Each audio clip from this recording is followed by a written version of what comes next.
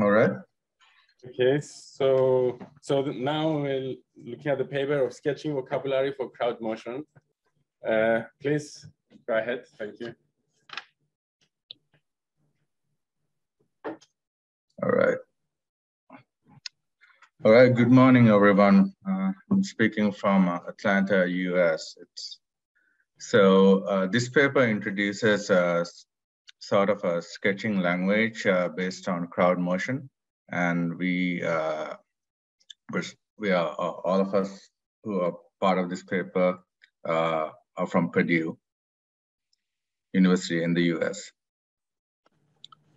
So the motivation for this work is something as complex as how a battle took place can be depicted by using some sort of sketch. As you see in the right, this is a battle that took place in 333 BC, but without any prior training, just by following the arrows and the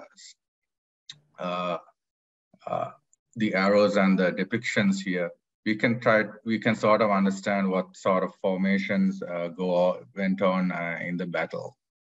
And this kind of sketching is used in things like sports playbooks, soccer, American football, evacuation diagrams, and military tactic diagrams. So we see some sort of connection to sketching and motion that we try to extract and develop a language in this paper. So the way we do this in this paper is basically we define that crowd motion can be like complex crowd motion can be represented with a set of 4 parameters: the path of the crowd, the speed of the crowd, the thickness or width of the crowd, and the density of the crowd. Then we try to select a set of best sketching scales for each of these parameters. And then we create some sort of user testing system that comprises of sample crowd motion so that we can evaluate which style is suited for the best, and then the details of how we perform this study and evaluate the results. So straight away going on to the methodology due to the time constraints. So there's 3 styles that were chosen to represent how the path that a crowd moves, essentially to depict the waypoints. For the first one is just doing a free form stem and an arrow. And the second one is a smoothing algorithm applied to this.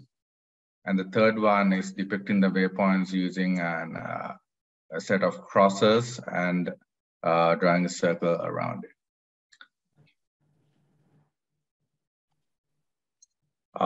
The second parameter, speed, we chose 2 methods. One is the arrowhead count with a stem, which is proportional. The count is proportional to the speed. And the second one is the arrowhead size, where the size of the arrowhead is proportional to the speed.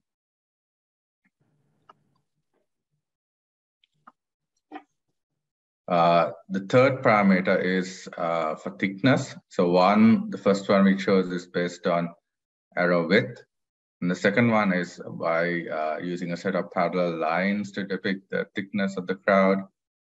And the third one is by using crosses to draw the thickness of the crowd.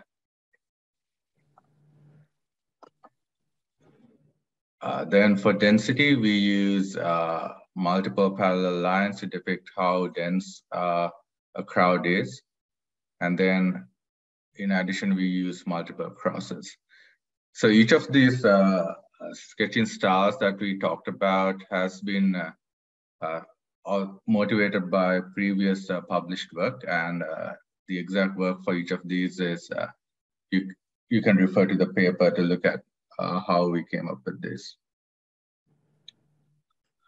So the next step was to develop some sort of evaluation app to evaluate the sketching style. So we came up with an app application which has some instructions at the top that you see. And on the right, there's some sort of crowd motion that gets displayed. And the user is asked for the best of his ability to use the style that's shown and try to draw the motion that's shown. And this is essentially used because we know the ground truth of the sample, the data that's been shown, we essentially use this to establish the quantitative analysis of this paper. So to reduce the sort of bias where some scenes might be easier with certain styles, we use some sort of randomization for each parameters where the user is randomly shown in a controlled manner different variations of the same scene. And the sketching style, the sketching style that they use is also randomly associated with the scene. So essentially, two users will not get the same scene and the same sketching style. So the testing methodology was like we initially collected demographics and showed presentation, and then asked the user to perform trial sketches to get them used to the software. And then they did 9 trials for 3 randomized scenes and 3 styles each per parameter. So a total of around 27 sketches were done by the user. So we also created 36 scenes, and out of that, a random set of 30 scenes were used for each trial. And then for qualitative analysis purposes, we would give them a questionnaire at the end.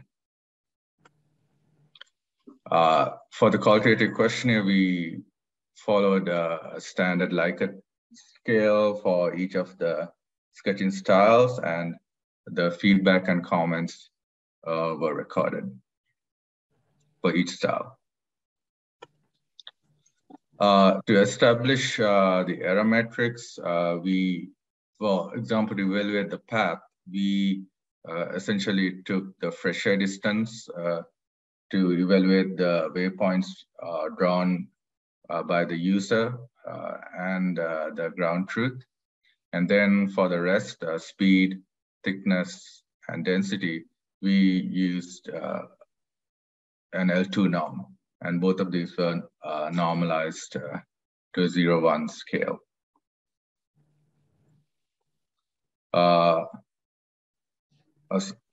Also for the qualitative questionnaire I mentioned, there is we also created something called the preference score, and that also is normalized so we can compare all of these error metrics together. So now moving on to the results, I'll just touch upon some key insights. We had a large amount of data available based on these trials. So, and then we could calculate the accuracy, the time. I hope you can see my mouse. The accuracy, time taken, number of strokes, and this preference score that I talked about that we established from the questionnaire.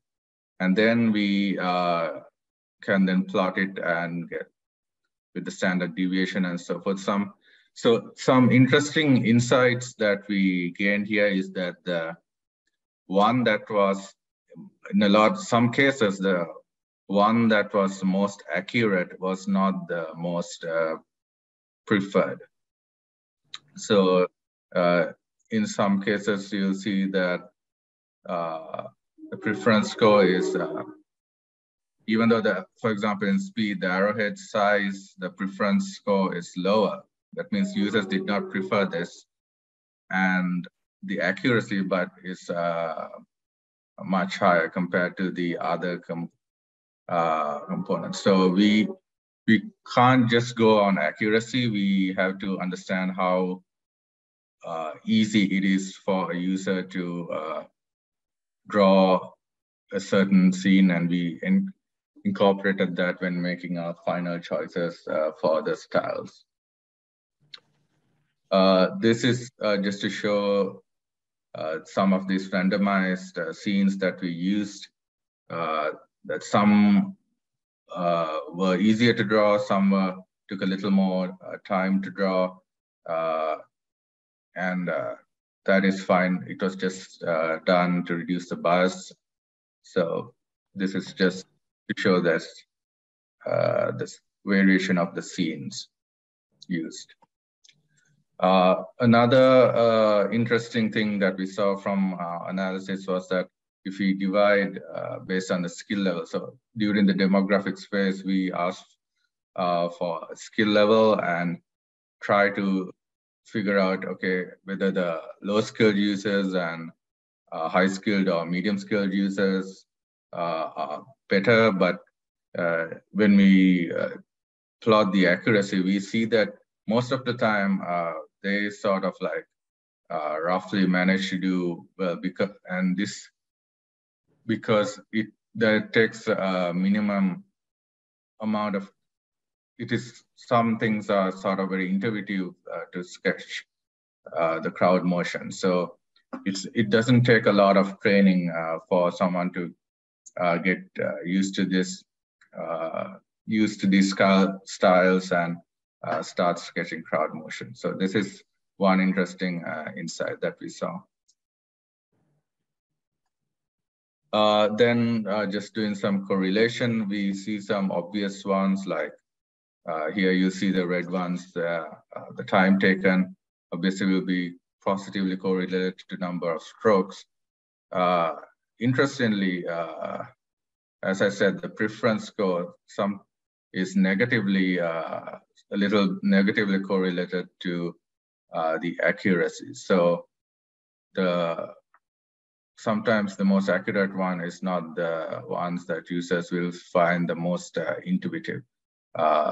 There's a much more detailed analysis of the feedback and comments in the paper, but this is just some highlights I wanted to give. So based on this, we combine the styles and chose a set of styles to as a set of final styles that we can recommend. And we did this complex scene called the Shibuya market that's available on available as a very complex crowd scenario to draw, and tried to draw it with this scene, and made use of our in-house crowd simulation engine to recreate that crowd motion based on these sketches.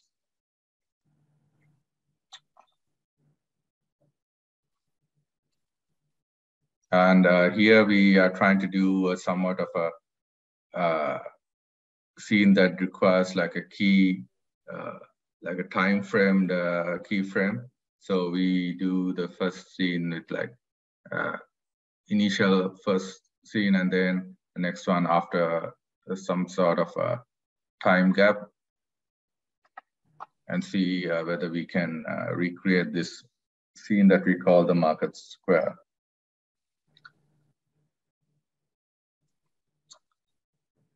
All right, I think that brings us to the end of my presentation. I'm open for any questions. Thank you very much.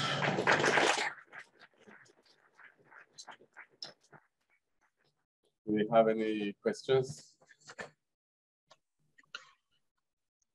Julie? Maybe I can shout. Can you change, it was not clear to me whether you can change the parameters that you are controlling along the path. Like, can you check the density of the path, or is it somewhere?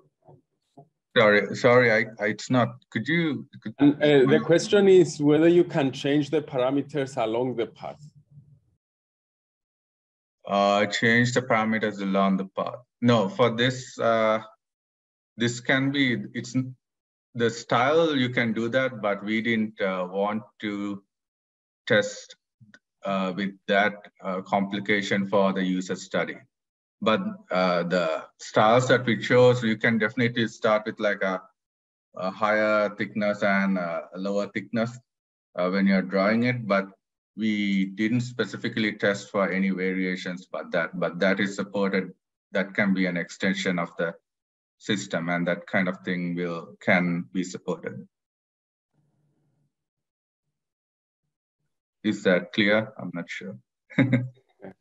Yeah, that's fine. Thanks. Any other questions? Go ahead. You didn't mention what kind of parameters would be explored next in future work. Can you say a word about that? The question is, what other parameters can you explore in future work?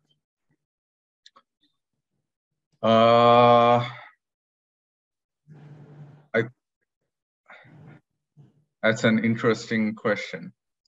I think we can try to explore things like maybe a little more individual, how to draw a little more individualistic crowd behaviors that might have, for example, something like how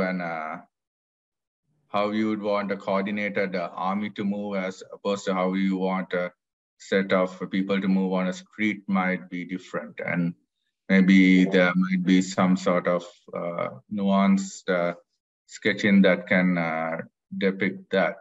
But essentially this, with some randomized, this reason we chose this set of parameters was like this, it was sufficient to represent more scenarios. What you really need is now like things like keyframing and timing controls, really to establish, draw more and more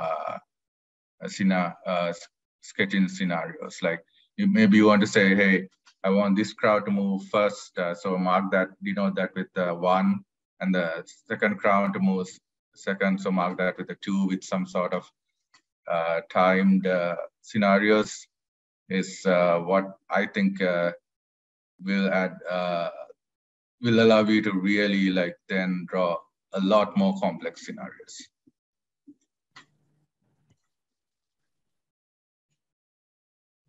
Okay. Thank you very much, Matthew. All right.